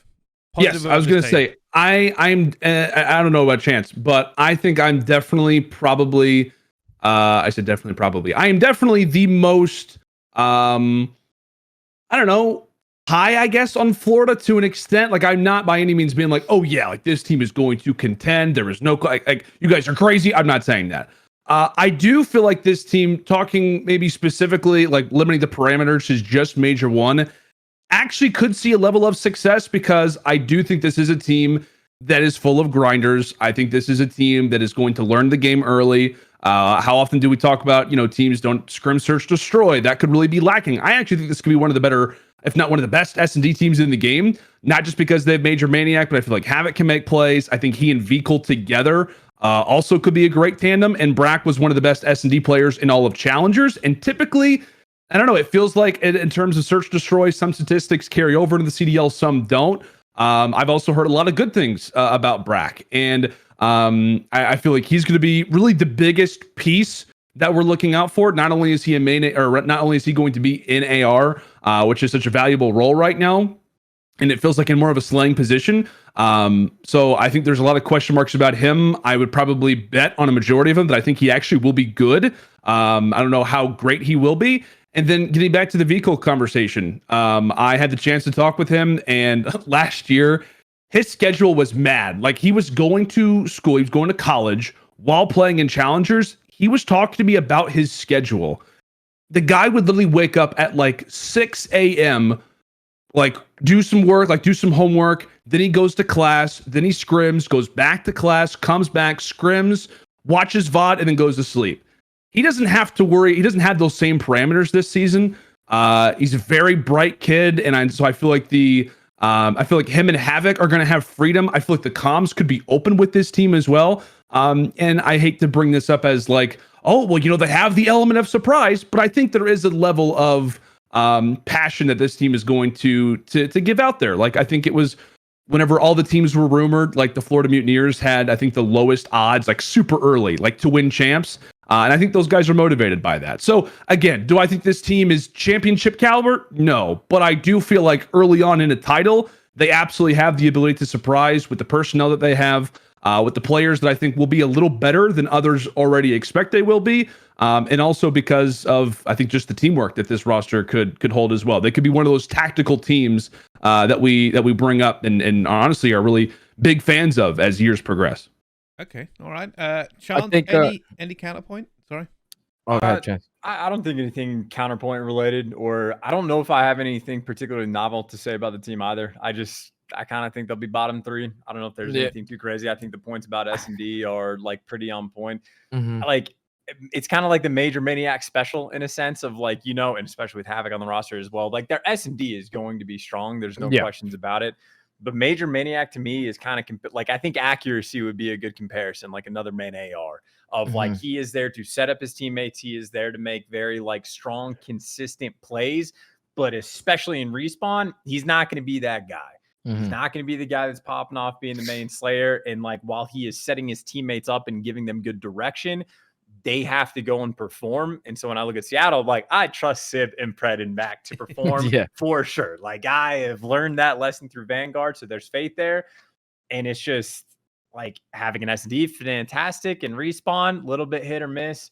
And then Brack and Vickle to me are just more of like unknown quantities. Certainly Brack and Vickle and Challengers popping off, but I don't think they've come in with sort of like the same bravado that someone like Scrappy is like had. And I think Lando's points about Vickle are great, right? If he's having to grind like that and now he's got the freedom, then maybe that can like be his moment to, where he's already winning in Challengers, ascend to like a superstar kind of status. But like, that is just so much pressure and such a high standard, I think, for this team that like the brand new guys to the CDL like just instantly have to be superstars just to compete and respawn, let alone have like that level of success. So I think bottom 3 with like super scary dark horse potential, but just because of the S&D.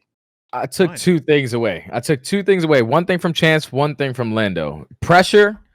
Obviously, there's going to be a lot of pressure on these guys. They're young. They're going to be able to come in and just simply try to make a name for themselves. But then the other thing I took from Lando was passion. When you look at this team on paper, it's basically a Challengers team. Like, if you looked at this team on paper, you couldn't tell me that these 4 players were on a CDL pro team. They were all in Challengers last year at one point. Exactly. You would think they were all at the very top or like one of the top teams in Challengers. So that might be scary for some of these other teams because the factor of being like the unexpected, because everybody's not expecting Florida to be really good. But if they put in the work, like Lando said, Vickles no longer has to focus on school. He can strictly just focus on gameplay now that he's gotten to where he wants to go. Brack has finally entered back into the CDL where he's wanted to be. Same thing with Major Maniac. Obviously fell off. He came back on Florida at the end of last year. And with Havoc, another guy that usually in the beginning of the year has to make his way onto a roster by making an impact in Challengers. I feel like this team are all going to be driven to try to be the best they can, like to try to make an opportunity. Because right now, just being on Florida, usually last year, it's like we always talked about it. This is basically the organization you go for your career to die. Like a bunch of players go here and they just came back and just like completely disappeared. But with this team, what they're going in with, which is a brand new 4-player set, young challenger team. I feel like this team with the unexpected factor, as long as they put their heads down, they should be able to at least get a top 8 placing because their S&D, like Lando and Chance said, should be on point. But with their drive and their passion just for the game to try to be one of the best teams in the game, should be able to potentially put them through some respawns as well. The last thing I just want to put one last little nugget out there is that I do think we will get the best version of this Florida team. However good that is, I think will actually be the parameter for them. But I do think that this is a roster we're not going to have to worry about like, oh, well, they're just not performing. It's like, no, we're going to see the best looking performance that this roster can provide us with. It's just a matter of how great that can be. And then to get to the challenger side as well, another funny stat when it comes to the Mutineers, is that they actually hold between Brack and Vikal. They actually have a member of every single Challengers LAN victory on their team. Like Vikal or Brack was responsible for winning every single one of those. So if we are talking about Challengers taking the best from Challengers, which again we know Scrappy's on Toronto, but other than that, it feels like they did get the best. So. All right, okay. For a team that I don't know if we were going to have a lot to talk about, we certainly had a lot to say at the end about what we think of this team coming year. So our last team for this half of the round table, and we are ending on a big one. Optic. We need to talk about the Green Wall. Last year was, I mean, there's a ton to talk about, but we are going to go into the past. Last year, obviously won the first major, and then the issues started. Over and over again. We hyped them up over again. I think the only person who didn't hype them up was probably Ant, and he was right. Interesting year for them last year. They tried out a couple of subs. They had some issues. Illy obviously It wasn't intentional. It wasn't intentional for them trying. Of course, but it is the fact remains. Yeah, very trying year for that team, and there are still question marks going into this year. Like, think about how their year has ended. People are still were worried about Illy's injury. People were worried about the fact that they technically dropped their players this year. Scump's gonna retire. Like, there is the end of last year did not look great for Optic. They looked like a good team, but it never looked like they were going to regain where they were supposed to be. They fell behind and kind of never recovered. Yeah.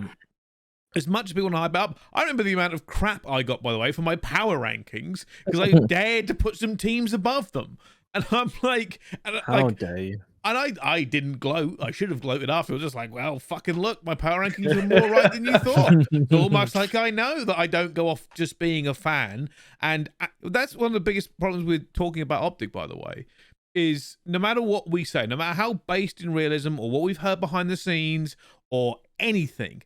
Stat-wise, is unless you put them number one, fans are going to come at your neck. And it's the Green Wall. We know how strong they are. But, like, that pressure is now on them again. Like, I don't know what happened at the end of last year. Like, there was some disagreements. The players got dropped, and then they went, no, let's run it back. And I don't know whether that was partially because, like, Scum was like, hey, I just want to go in with the same players. I don't want to have to learn new shit with new players for my last year. I feel like this entire roster is all about him, essentially. Nah, I disagree. Okay. I know we're on the Scump retire year, but it's all about the rest of the three. I think Scump knows, like, all right, I'm going to go out there and give it my final all. But the other three players, they're not going to have any pressure on their back because this is what they want to do. It's just like, even though it's Scump last year, this is the squad that they want to play with. Like, obviously, you saying, like, oh, they had issues where they weren't going to be able to re-sign right off the rip, but Scump was on vacation. My boy didn't even know what was going on. As soon as he get back, he's like, I need my boys right next to me. So I feel like with this Optic Texas team, obviously last year they come out, they win their own major. You're feeling good. Then the hand injury happens to Ender.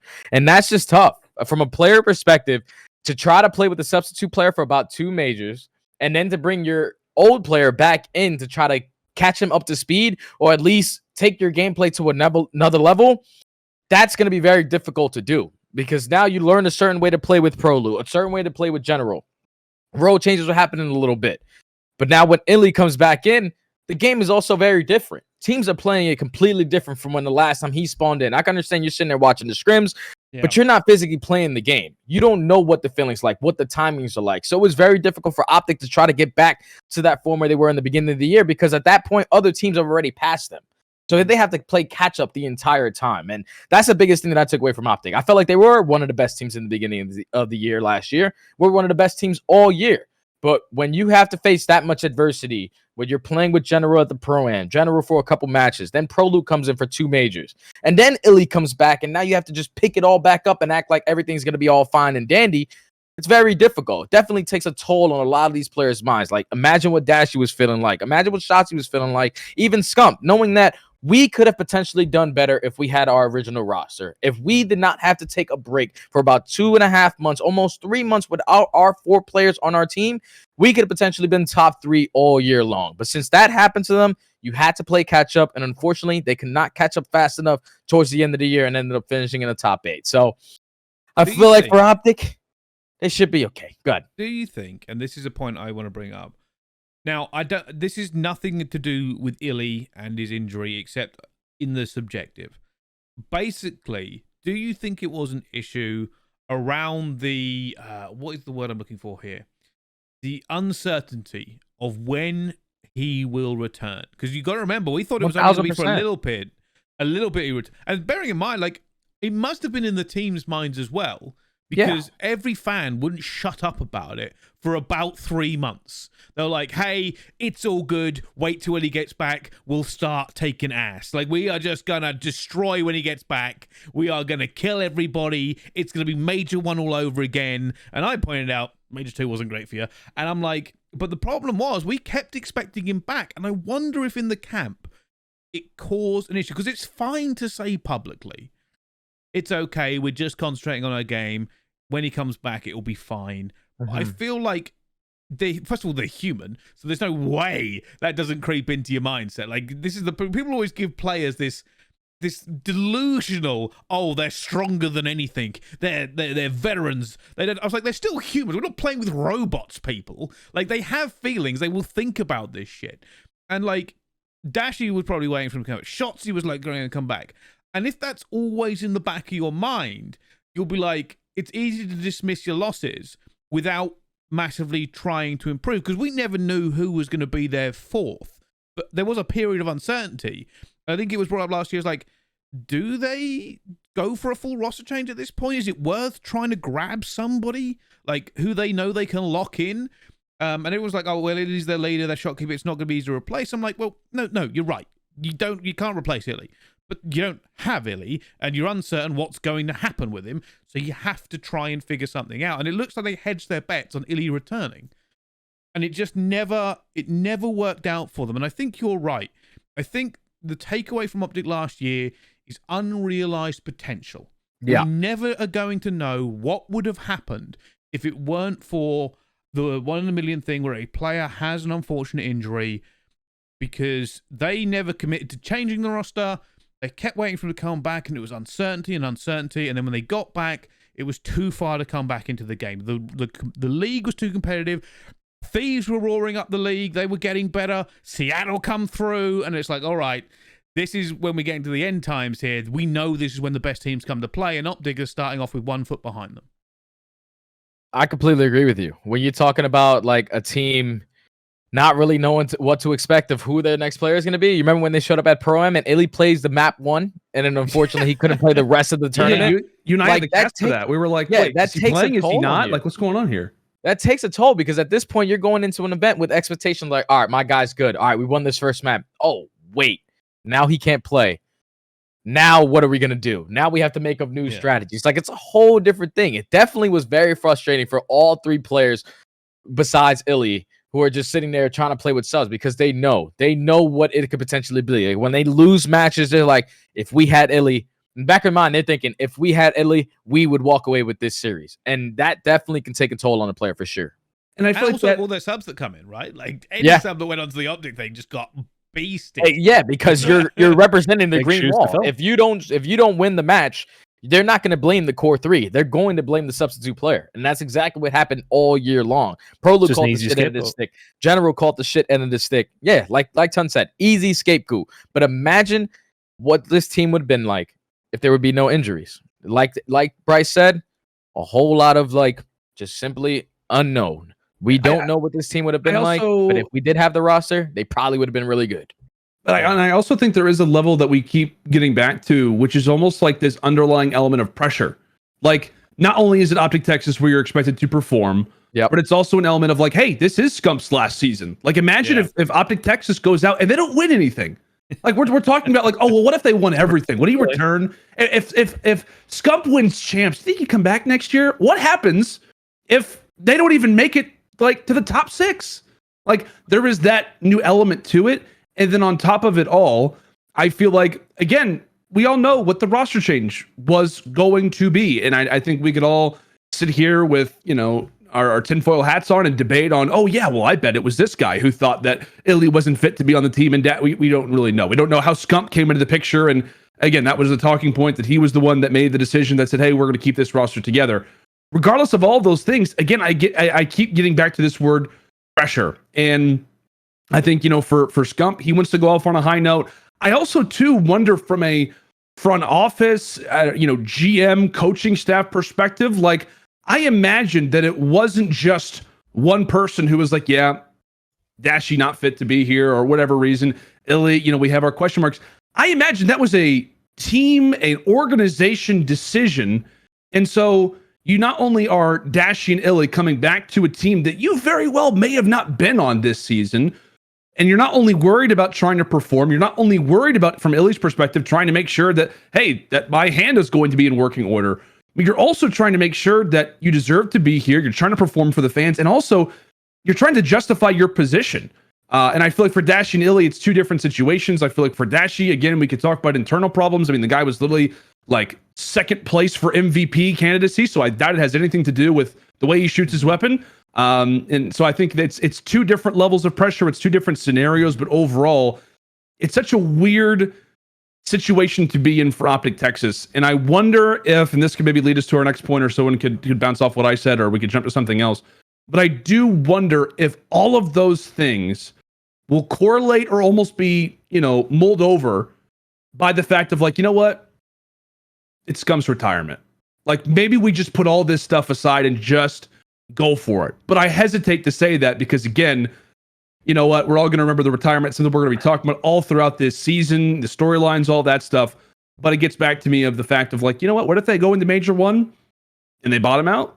Like what if they lose an early match? It's MW2. It's the start of the season. We haven't played as much as we want. What happens to a mentality of a roster that nearly split at the seams just a few months ago? Yeah. It is overwhelmingly conflicting, my thoughts on this team at the moment. I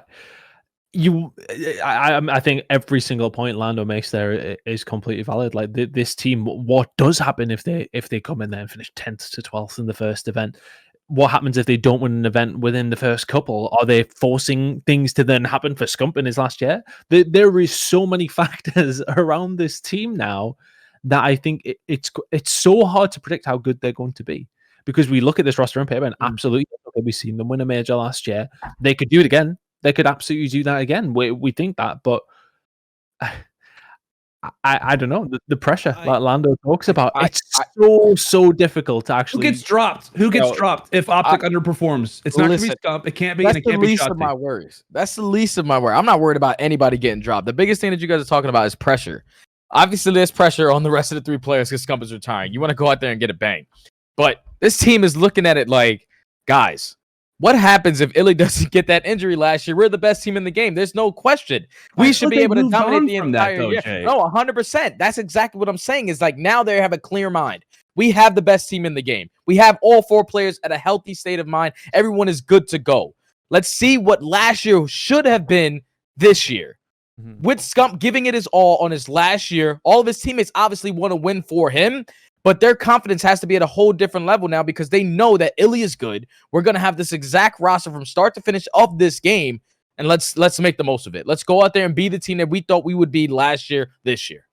Right, is Illy good, though? Like, do we know? Oh, well. He should be. I'm watching the guy grinding SUV. I'm just asking because I legitimately don't know. I'm hoping he's good. He better be. Jesus. I genuinely wish the best for any player in that scenario. And that's always a difficult thing as talent because obviously like, you have to talk about it. But like genuinely for me, if Illy never played another game of COD but he was healthy, I'm happy. Like that is my guy. I would rather the guy is healthy than anything else.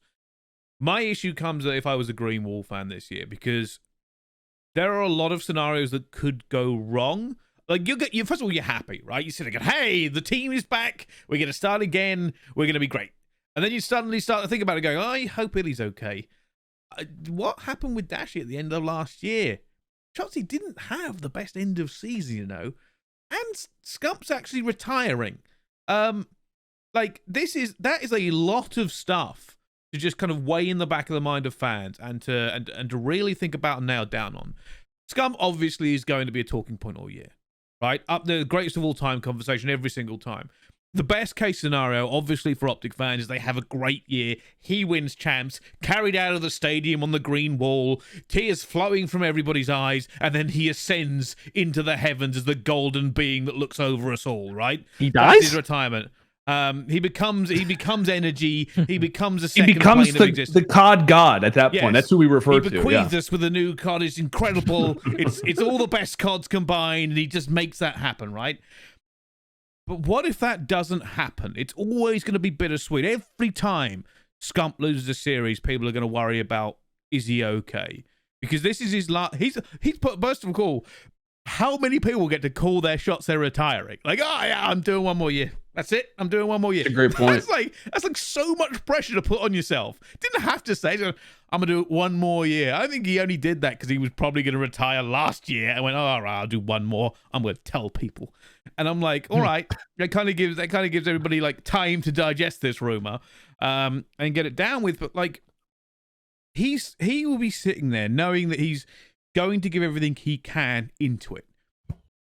And I think if it was any other player, I would be worried more about them as a person. I think Scump's always been pretty positive going forward, and he loves it. I just, if we get into like event 3 and they've not had a good year and they get smashed again, like what is he going to be sitting there thinking? Because he's going to be sitting there, thank God I've only got 2 events left. Like he'll want to do everything he can for his team, but he is only human. Like there's a clock on his playing career. And it's 7 months from now. That's it. He's put a clock on his own career. He's put his own pressure on this year. Whether or not he was going to make that decision anyway, everybody's going to be looking at him. Because just imagine, just hypothetical here. I don't think this is going to happen. He's way too talented. Hypothetical. We go into a major. He's terrible. Never really happened, but he's not good.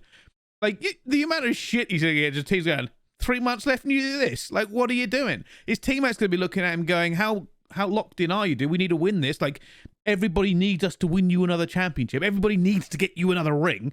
Like, that's what's the pressure they put themselves on. Is like, if you're one of his teammates, you're going, holy shit, one of the greatest players of all times, the face of Call of Duty esports, is leaving. And we have to make sure, if they have a bad game, if Shotzi has a bad game, fans are going to be on him. They're going to be on him for letting down Scump. Everybody is going to be, I mean, don't get me wrong, even us, the talent, are locked the fuck in. We're locked in. I will be watching everything Scump does. I might just watch him. I'm not going to watch any other player this year. The Observer's been told we're not watching anybody else. It's only Scump all the time. We're doing a lot of jaw dropping this year. Jesus Christ. Like, it's a lot. It's a lot. And Chance, I haven't heard from you for a while. I want you to bring me back from my swirling spiral of abyss, because I am going off the deep end already. He hasn't even retired yet. I would say that, obviously with the injury potential, you never know what's going to happen or how the year is going to play out. All the pressure, I suppose you never really know. They're going to be contending for a chip at every single tournament they play the entire year. So that's the whole thing for me. You feeling positive about this roster again going in this year? 1,000%. The worst year Scump's ever had in his career. I was just spiraling out of control there. No, I'm not worried about this team at all. Scump has ever had was World War II, and even then he was still like at worst middle of the pack. So he's the most consistent player of all time. He's going to be great. Shotzi had his best player in the game. Dashi had his best player in the game. Illy's going to grind. So again, as long as they're injury free, I don't know if any team is like, I don't know when the next time we'll have a year like the Atlanta faced Cold War season, the Optic through the first, or like the Jetpack years, where the entire time there's going to be a definitive best team in the game. I feel like this game isn't going to lend itself to that type of consistency. So I don't know who I would pick out of the 12 teams we have to be number one. I think it's like an open market, but I think Optic are going to be contending at every single event and are like at worst at the end of the year going to be like top 4. Yeah, I would agree with you. 6 if like they have some funny business, but like they're good, unreal players. They'll be competing for a chip every time. Yeah.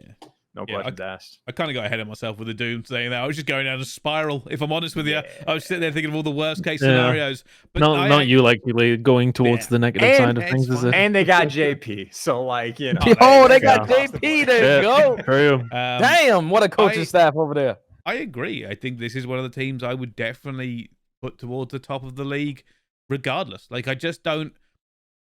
All the other stuff I said aside, right? Like, obviously, I'm just doom scrolling there and just having a panic attack about Scump's retirement. If I was a betting man, this is one of the rosters. I'd say, hey, stick them top 3. That's where I'm locking this team in at. Like, I'm just locking them in there. They have consistency. We know they're good players. I don't really see a scenario, especially early season, where they don't have it. Like, they just, they're going to have it. They're going to know how to play. They're going to go through the motions.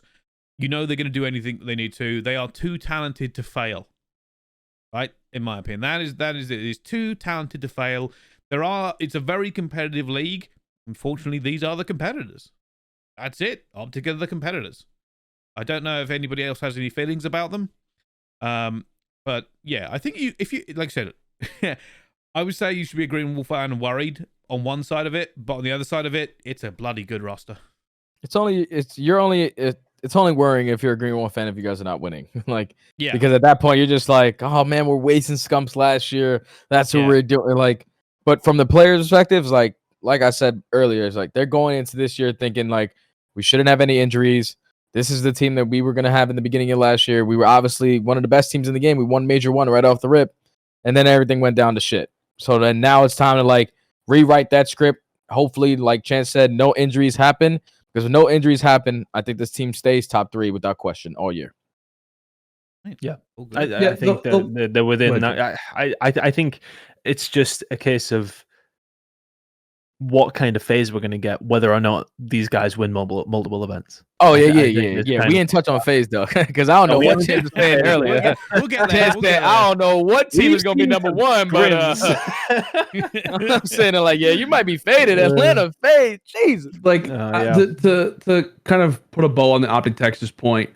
The only thing that I will say is I agree with what you guys talked about. I know I went on, a long spiel about what if it doesn't work. I do think there is an element where we have to be prepared, not even be prepared, but I think there's almost like this, I hate to use the word wall as an example, just because it's obviously the easiest one to use, but there is like a level of like, you know what, look at that, tall standing wall that's, supported. It's protecting this wonderful city. But at the same time, there are definitely a few small cracks that if the right thing happens at the wrong time, that I think that things could fall apart. And so, like you said, I mean, we talked about last year, and who knows how MW2 will play. How crazy of a year Vanguard was, right? With a fast TTK. Again, we have not even scratched the surface with Modern Warfare 2. Not even close. So if we have a similar moment and we imagine, like, what if one kill goes slightly different? What if one situation happens slightly different? How different does each team's season look? How different does a result look? Do certain teams stay together? Do certain teams fall apart? I think absolutely. And my only thing is, it's something that you can't really control if you're Optic Texas, but it is that case of if they do underperform, if they do have a slow start, if they do get an unfortunate result, they have an accuracy 1v4 situation in Cold War, that type of, play, I guess, which is more of a crazier example to bring up. But you get my point. Like, I do have a lot of confidence in Optic Texas, especially earlier on in a season. It's just a matter of forward thinking. It's a matter of considering where they were just a few months ago. If things do go wrong, if a few small situations go differently, I think you could have a problem on your hands. However, I would think the latter. But again, if it's like Vanguard, if it's anything like Vanguard, you have absolutely no idea. I'll tell you right now, Lando, it's definitely nothing like Vanguard. So we should be in the clear there, baby. Result-wise, I don't know. Result-wise, I think from us, and this is probably just a reflection. So this is probably the end of Optic Texas. If you're a fan, we all think they're going to have a good year, but we all appreciate just how much the magnifying glass is on them. That's all we've been talking about. The reason that we will sit here and be hypothetical about the bad side of it is because we're going to watch them more than maybe anybody else, because we have to. We know one of the greatest is retiring. And that's it. It's going to be an incredible season for Optic. We are positive about the team, but we're always going to bite our fingernails about that kind of team. So this has been the first half of the Talent Roundtable. Hopefully, everybody has learned a little bit. If you agree with us, great. If you don't, that's also okay. We hope you form your own opinions over what we've talked about. We've gone over the last kind of season for these teams and what we expect with the changes. So this has been us. We're going to do the second half. That'll be coming very, very soon. And like I said, hopefully you appreciate it. I don't know exactly where this is going out, but make sure you like, subscribe, and give as many comments as you can. We appreciate it. Thank you to the wonderful people who've donated this time. Obviously, Nameless is gone, but Ton, Study, Chance, Lando, thank you. It's been great. It's been glorious. We'll see you next time. Go Michigan.